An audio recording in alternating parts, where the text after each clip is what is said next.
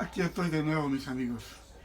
No pude terminar y tuve un problema, se cortó, pero este, así puedo continuar esta grabación para usted que está interesado en conocer sobre esto, en este asunto.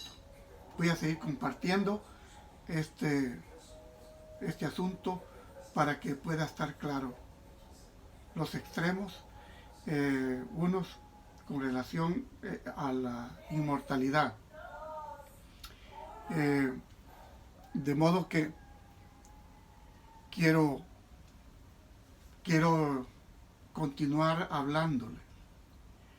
Voy a hablar siempre de la conducta del el falso maestro, de este falso maestro del que les hablé en el video anterior, que ilustra la de otros muchos.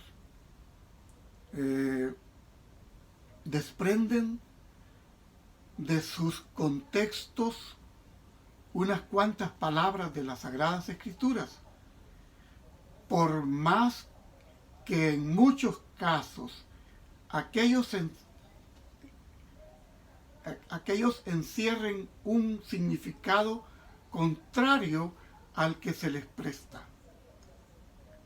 Y esos pasajes así aislados se tuercen y se emplean para probar doctrinas que no tienen ningún fundamento en la palabra de Dios.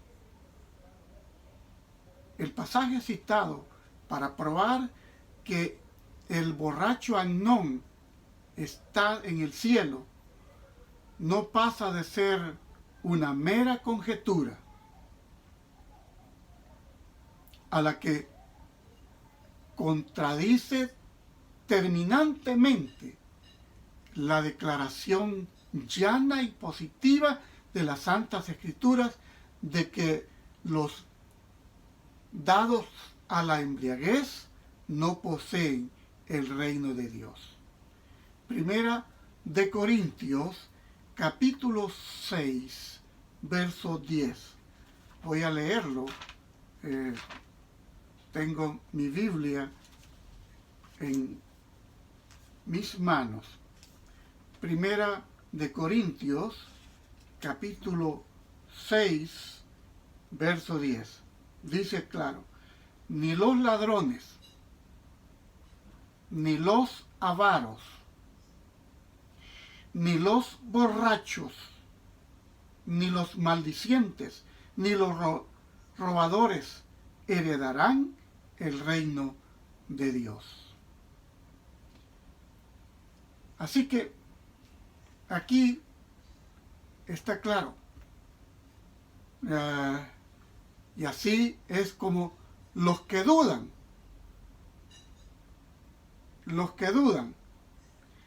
los incrédulos, los escépticos, convierten la verdad en mentira.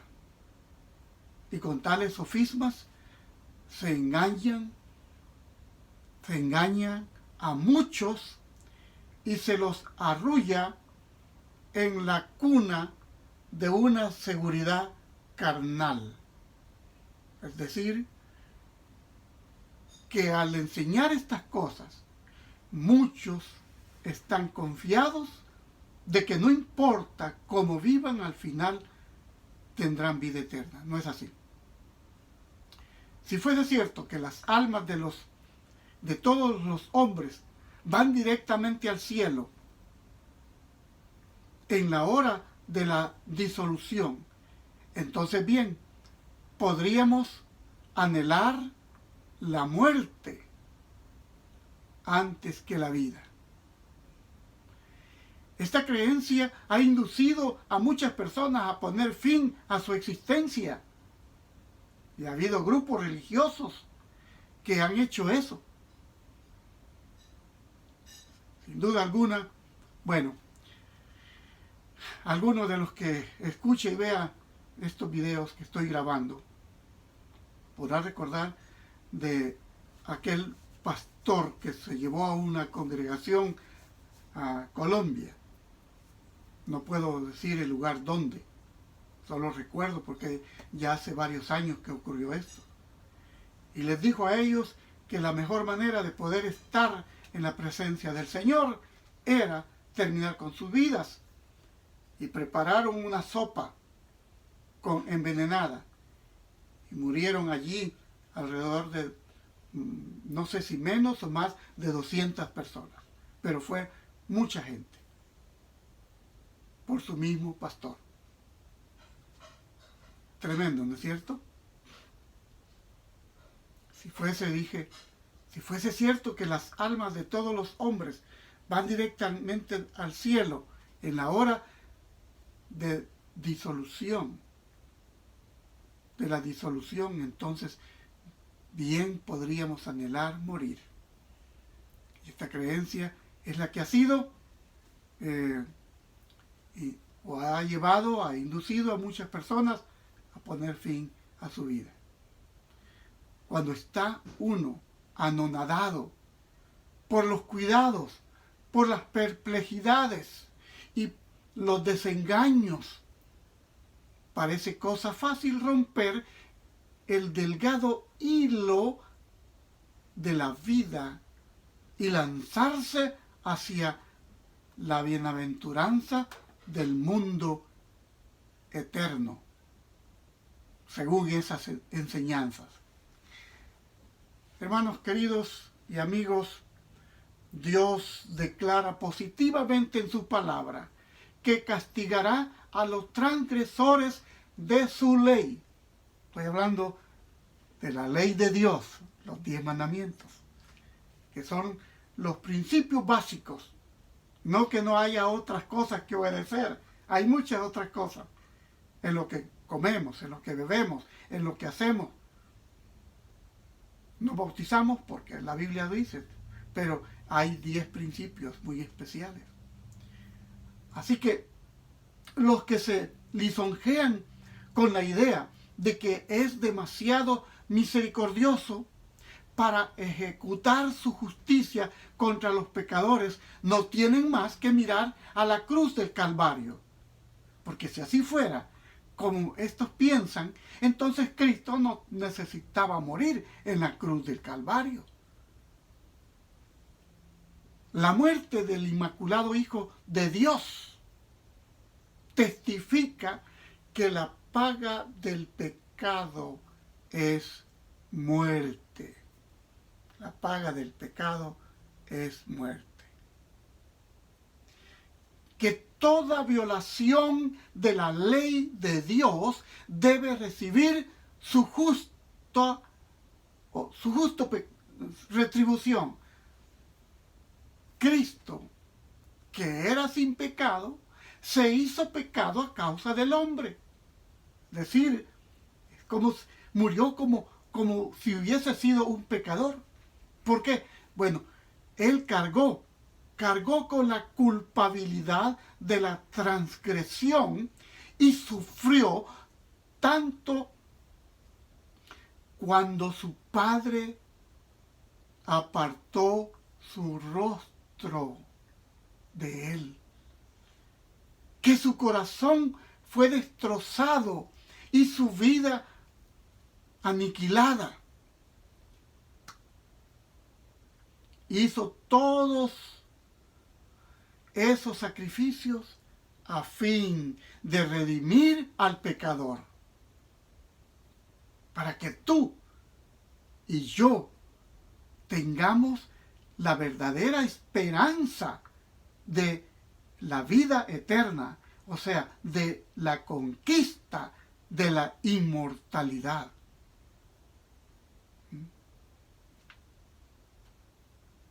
De ningún otro modo habría podido el hombre libertarse de la penalidad del pecado. Y toda alma, es decir, toda persona, cuando digo y toda alma, que se niegue a participar de la del sacrificio expiatorio, de la expiación conseguida a tal precio, debe cargar en su propia persona con la culpabilidad y con el castigo por la transgresión. Porque si no se dejó caer en los brazos de Cristo, quien ya hizo todo, entonces Él va a cargar por su culpabilidad, por sus transgresiones. Consideremos lo que la Biblia enseña, además, respecto a los impíos y a los que no se han arrepentido y a quienes los universalistas colocan en el cielo como santos y bienaventurados ángeles. ¿Qué cosa? Al que tuviere, Apocalipsis 21, 6, al que tuviere sed, le daré a beber de la fuente del agua de la vida de balde. Al que tuviere sed, le daré a beber de la fuente del agua de la vida de balde. Esta promesa es solo para aquellos que tuvieren sed. Solo aquellos que sienten la necesidad del agua de la vida y que la buscan a cualquier precio, la recibirán. La van a recibir. El que venciere heredará todas las cosas. Versículo 7. Heredará todas las cosas, y yo seré su Dios, y él será mi hijo. Aquí también las condiciones están dadas, especificadas. Para heredar todas las cosas debemos resistir al pecado y vencerlo. Pero tú no puedes, y yo no puedo. Es a través de Cristo. El Señor declara por el profeta Isaías 30, 10 y 11. Decid al justo que le irá bien. ¡Ay del impío! ¡Ay del impío! Mal le irá. ¡Ay del impío! Mal le irá. Porque según las obras de sus manos le será pagado. Según las obras de sus manos. ¿Recuerdan en otros temas que he hablado de esa palabra que el Señor juzgará según sus obras? Aquí, dicho de una manera distinta. ¡Ay del impío! Mal le irá, porque según sus obras de sus manos le será pagado. Pero seguimos con la palabra de Dios. Eclesiastés 8, 12 y 13. Pero aunque el pecador haga mal 100 veces, dice el sabio, y con todo se le prolonguen los días, sin embargo, yo ciertamente sé que les irá bien a los que temen a Dios, por lo mismo que temen delante de Él. Al hombre malo, empero, no le irá bien. No le irá bien. Eclesiastés 8, 12 y 13. La versión moderna. San Pablo declara que el pecador se atesora ira para el día de la ira de la manifestación del justo juicio de Dios, el cual pagará a cada uno conforme a sus obras. Tribulación y angustia sobre toda persona humana que obra lo malo. Romanos 2, 5, 6 y 9. Pero seguimos.